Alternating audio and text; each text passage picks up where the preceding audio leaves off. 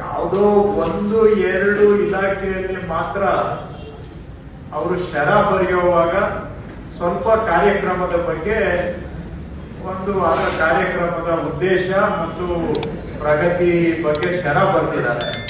ಅದು ಒಂದು 2 line 3 line ಅಂತ.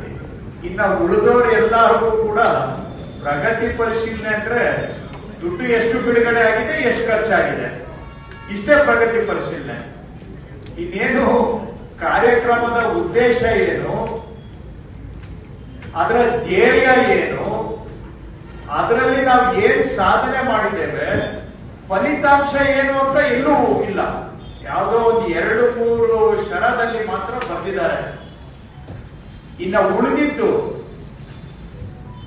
Field oriented department, agriculture, horticulture ಇಂದ ತಗೊಂಡು ಯಾವುದ್ರಲ್ಲೂ ಕೂಡ ಇದರಿಂದ ಸಾರ್ವಜನಿಕರಿಗೆ ಏನು ಅನುಕೂಲ ಅನ್ನೋ ಕಲ್ಪನೆನೂ ಇಲ್ಲ.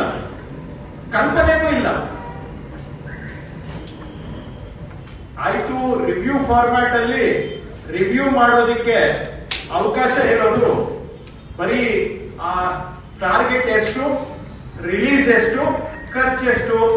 ರಿವ್ಯೂ ಫಾರ್ಮ್ಯಾಟ್ ಅಲ್ಲಿ ನಾನು ಇಷ್ಟನ್ನೇ, ಅವರು ನಿಮ್ಗೆ DCC ಅವರು ಅಷ್ಟೇ ಫಾರ್ಮ್ಯಾಟ್ ಕೊಟ್ಟಿದ್ದಾರೆ, ನೀವು ಫಿಲ್ಅಪ್ ಮಾಡಿದ್ದೀರಿ. ಆದ್ರೆ ಅದರಲ್ಲಿ ಇದರ ಇಂಪ್ಯಾಕ್ಟ್ ಏನು, ಇದರ ರಿಸಲ್ಟ್ ಏನು, ಜನಕ್ಕೆ ಏನ್ ಅನುಕೂಲ ಆಗಿದೆ, ಅದು ಬಹುಶಃ ನಿಮ್ಮ ಕಲ್ಪನೆಯಿಂದಾನು ಹೊರಗಡೆ ಹೊರಟೋಗಿದೆ ಈಗ.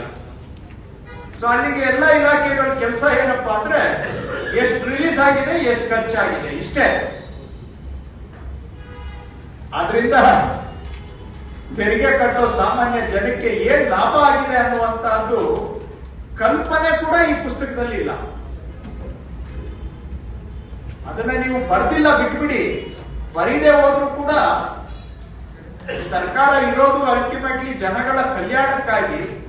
ಜನಗಳ ಕಲ್ಯಾಣ ಏನ್ ಸಾಧನೆ ಮಾಡಿದೀವಿ ಅನ್ನುವಂತ ಆಲೋಚನೆಯನ್ನು ಕೂಡ ನಮ್ಮ ಕಾರ್ಯವ್ಯಾಪ್ತಿಯಿಂದ ಹೊರಗಡೆಗೆ ಹೊರಟೋಗಿದ್ದಂಗೆ ಕಾಣ್ತಾ ಇದೆ. ಪುಸ್ತಕಗಳನ್ನ ನೋಡಿದ್ರೆ ಎಲ್ಲೂ ಕೂಡ ರಿಸಲ್ಟ್ ಬಗ್ಗೆ, ಪಬ್ಲಿಕ್ ಇಂಪ್ಯಾಕ್ಟ್ ಬಗ್ಗೆ ಅಪ್ಪಿತಪ್ಪಿನೂ ಕೂಡ ಇದರಲ್ಲಿ ಉಲ್ಲೇಖ ಇಲ್ಲ, ರೆಫರೆನ್ಸ್ ಇಲ್ಲ.